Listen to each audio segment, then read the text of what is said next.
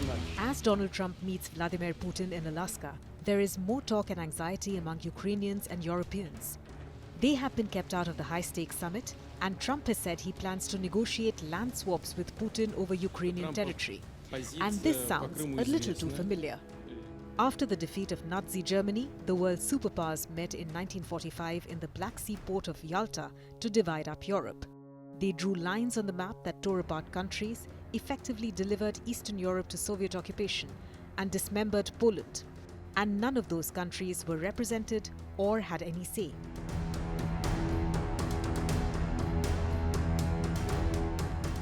The Yalta meeting of the three great powers, Britain, the Soviet Union and the United States, took place in February 1945 after France and Belgium had been liberated and the defeat of Germany was inevitable.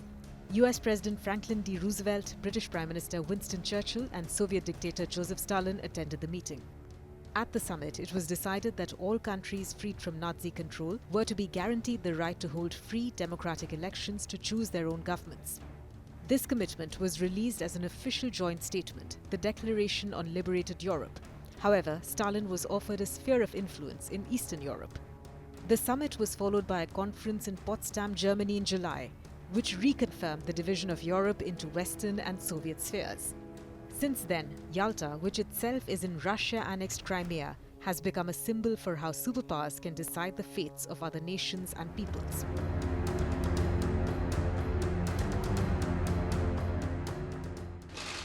"80 years later, Trump is meeting Putin to put an end to the Russia-Ukraine war that has been raging since 2022.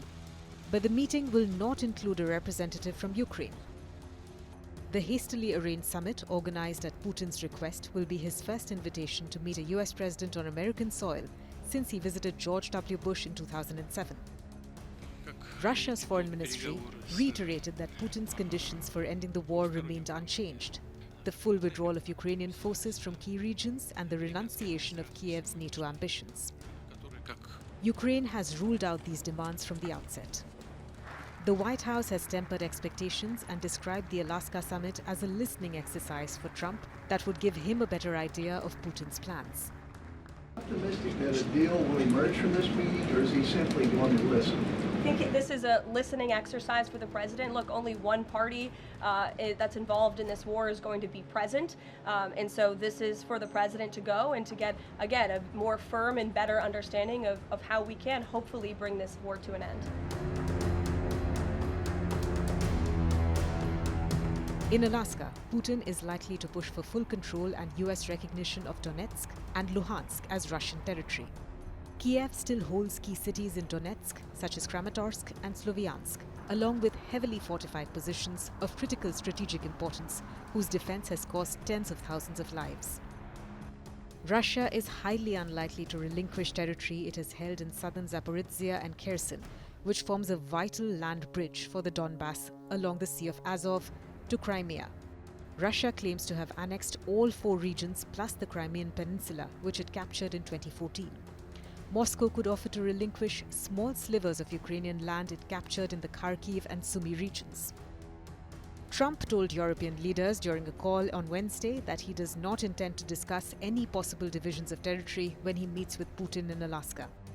Trump and European leaders agreed that a ceasefire in Ukraine has to be implemented before peace negotiations can begin.